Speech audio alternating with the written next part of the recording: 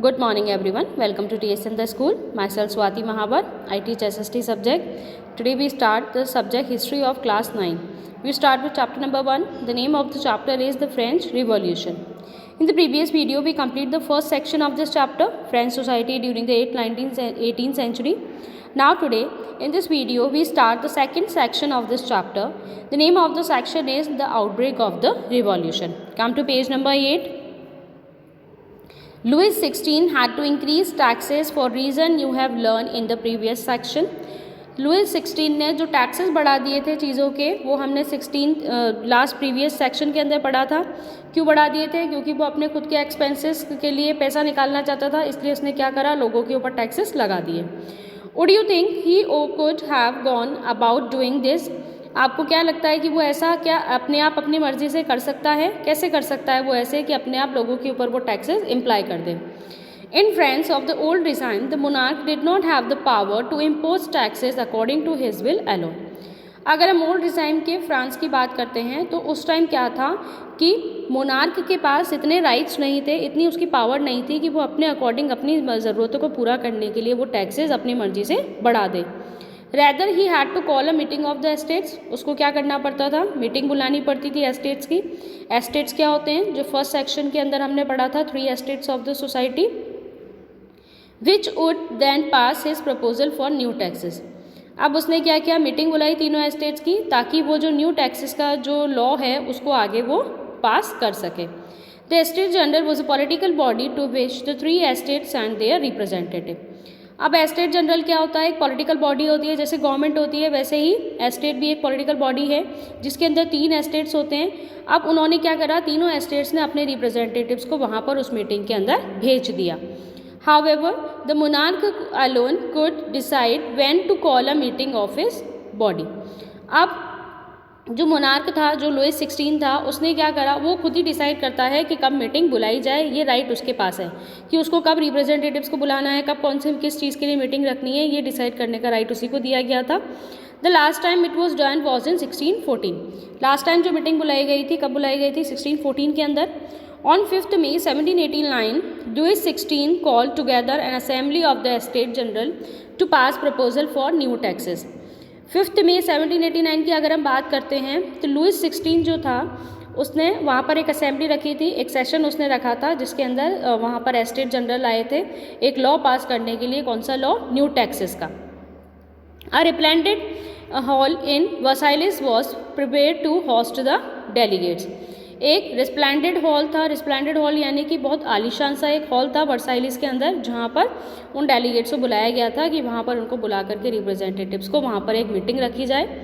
The first and second estate sent 300 representatives each who were seated in rows facing each other on 2 sides, while the 600 members of the third estate had to stand at the back. अब जो first estate था क्लैरकी वाला, उसके 300 representatives वहाँ पर आए थे जो एक दूसरे के सामने एक दूसरे के तरफ फेस करके वो बैठे थे रो के अंदर. 600 मेंबर्स आए थे थर्ड एस्टेट के, जिनको पीछे बिठाया गया था. फर्स्ट और सेकंड एस्टेट के कितने आए थे? 300. और थर्ड एस्टेट के कितने मेंबर्स आए थे? 600 मेंबर्स. टॉप में आगे की तरफ कौन बैठा था? फर्स्ट और सेकंड एस्टेट के, क्योंकि उनको अच्छा प्रिविलेज दिया जाता था. और जो थर्ड था, जो पीजेंट्स वर्कर्स थे जिनके ऊपर टैक्स लगाया जाता था, वो कहाँ बैठे थे? बिल्कुल पीछे. The third estate was represented by it's more prosperous and educated members. अब सबसे ज़्यादा प्रॉस्पेरियस, अच्छे प्रॉस्पेरियस जो सोसाइटी के अंदर जिनका रुतबा था, और एडुकेटेड मेंबर्स जो थे वो किसके अंदर थे? थर्ड एस्टेट के अंदर. Peasants, artisans and women were denied entry to the assembly. अब जो पीजेंट्स थे, जो गरीब थे, जो आर्टिसंस थे, जो छोटा मोटा आर्ट एंड क्राफ्ट का काम करते थे, उनको उस असेंबली के अंदर नहीं आने दिया. उनको एंट्री पर मना कर दिया गया कि आपकी एंट्री यहाँ पर नहीं है. However, the grievances and demands were listed in some 14,000 letters which the representative had brought with them. अब क्या हुआ, जो उनको आने तो नहीं दिया, लेकिन मत तो उनके भी थे, बातें उनके भी थी, व्यूज़ उनके भी थे. उन्होंने क्या किया? अपने व्यूज़, अपनी डिमांड्स को 14,000 लेटर्स के अंदर लिख करके, जो उनकी पार्टी से यानी कि उनके एस्टेट से जो रिप्रेजेंटेटिव वहाँ पर गए थे, उन रिप्रेजेंटेटिव के साथ उन्होंने अपनी डिमांड्स लिख करके पेपर्स के अंदर, लेटर्स के अंदर वहाँ पर उस मीटिंग के अंदर भेज दी. Voting in the estate general in the past had been conducted according to the principle that each estate has one vote. अब वोटिंग की अगर हम बात करते हैं तो वहाँ पर क्या रूल था कि एक एस्टेट से सिर्फ क्या आएगा, एक वोट आएगा. Each estate had one vote, सभी एस्टेट के अंदर सिर्फ वन वोट का ही रूल था. This time to Louis 16 was determined to continue the same practice. अब इस टाइम इस मीटिंग के अंदर भी उसने यही रूल दोहराया कि एक एस्टेट से सिर्फ एक ही वोट दिया जाएगा. But members of the third estate demanding that voting now be conducted by the assembly as a whole where each member would have one vote.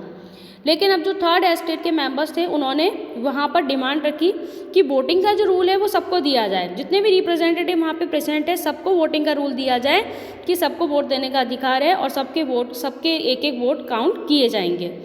This was one of the democratic principle put forward by philosophers like Rousseau in his book The Social Contract. अब ये जो principal था democratic rule का, ये philosopher रूसियो जिनका नाम था, उन्होंने अपनी बुक के अंदर लिखा सोशल कॉन्ट्रैक्ट. बहुत ही अच्छा रूल, उन्होंने बहुत ही अच्छी डिमांड की थी उन्होंने. When the king rejected his proposal, member of the third estate walked out of the assembly in protest. अब जब राजा ने उनकी डिमांड फुलफिल करने के लिए मना कर दिया कि नहीं नहीं ऐसे नहीं होगा, हर एस्टेट से सिर्फ एक ही वोट आएगा, सभी रिप्रेजेंटेटिव को वोटिंग का कोई राइट नहीं दिया जाएगा, तो उस कंडीशन के अंदर उनको बुरा लगा और वो उस मीटिंग से कहाँ आ गए, बाहर आ गए. The representatives of the third estate viewed themselves as spokesman for the whole France nation.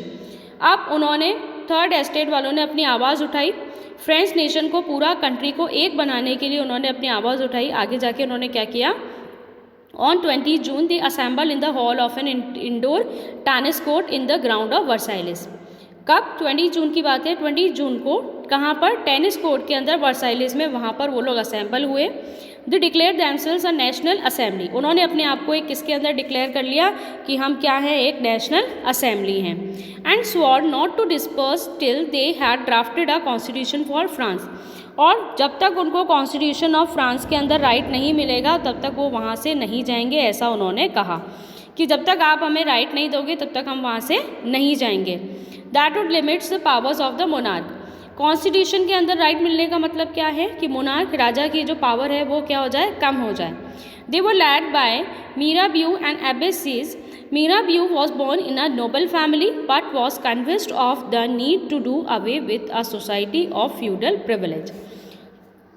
अब ये जो आइडिया था वो कौन लेके आया था लोगों के सामने, मीराबियू एंड एबेसीज. मीराबियू जो थी बहुत अच्छे फैमिली से बिलोंग करती थी, तो वो चाहते थे कि यहाँ पर ऐसा फ्यूडल प्रिविलेज लेकर आए, मतलब कि पूरी सोसाइटी को हमें एक यूनिटी के अंदर लेकर आना है, सबको इक्वल प्रिविलेज वहाँ पर मिलना चाहिए.